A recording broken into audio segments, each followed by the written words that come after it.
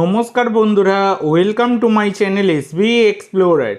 তো বন্ধুরা, সকলকে জানাই শুভ সকাল এবং শুভ বিজয়ার প্রীতি শুভেচ্ছা এবং অভিনন্দন।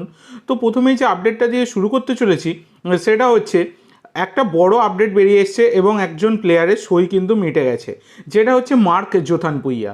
তো মার্ক জোথানপুইয়াকে তোমরা সকলেই চেনো। 23 বছর বয়সী ভারতীয় centre midfielder, market value 20 lakh টাকা।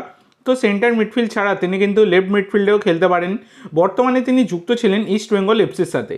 তো ইস্ট বেঙ্গলের সাথে তার কিন্তু 2027 সাল অবধি চুক্তি ছিল এবং তারপরেও তিনি কিন্তু ইস্ট বেঙ্গলের সাথে সমস্ত সম্পর্ক ছিন্ন করে, মানে মিউচুয়াল কন্ট্যাক্ট টার্মিনেট করে তিনি কিন্তু যোগ দিলেন জামশেদপুর এফসিতে এবং সেখানেই তিনি কিন্তু খেলতে দেখা যাবে তাকে। এই ডিলটা কিন্তু ডান হয়ে গেছে। তো এর পরবর্তী যে আপডেটটা তোমাদের সাথে শেয়ার করতে চলেছি, গতকালকে এফসি গোয়ার সাথে ইস্তিগলোলের খেলা ছিল এসিএল 2-তে, যেখানে এফসি গোয়া তারা কিন্তু তাদের দ্বিতীয় ম্যাচেও তারা কিন্তু পরাজিত হলো। তো ইস্তিগলোলের কাছে 2-0 গোলে হেরেছে এফসি গোয়া। তো সব কিছু বিবেচনা করে দেখাই যাচ্ছে মোহনবাগান তারা কিন্তু এসিএল খেলার ভয়তে পালিয়ে যাচ্ছে, আর এইদিকে এফসি গোয়া তারা কিন্তু হারছে।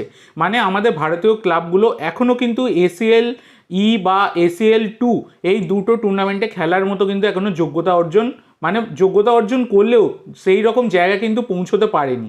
তো সেক্ষেত্রে এই আমাদের ভারতের যত তাড়াতাড়ি সম্ভব এএফসি চ্যালেঞ্জ লিগে খেলাটাই সবথেকে বেটার হবে।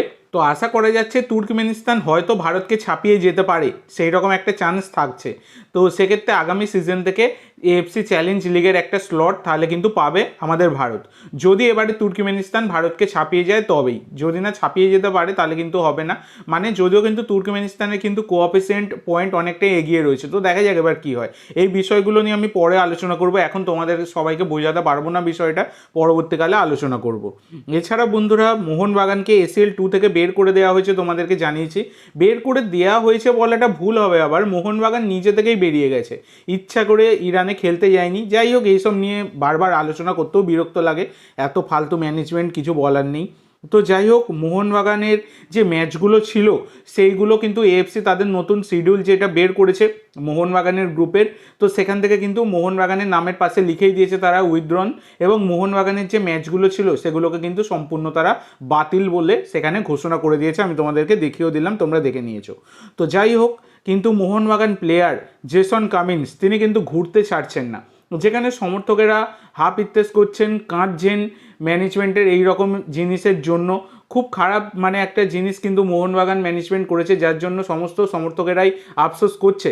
সেখানে জেসন কামিন্সের মতো একজন বিদেশি প্লেয়ার তিনি ঘুরে বেড়াচ্ছেন, তিনি অস্ট্রেলিয়ার পাসপোর্ট হোল্ডার, তিনি যেতে পারবেন না ইরানে, অনেক খবরই বেরিয়েছে।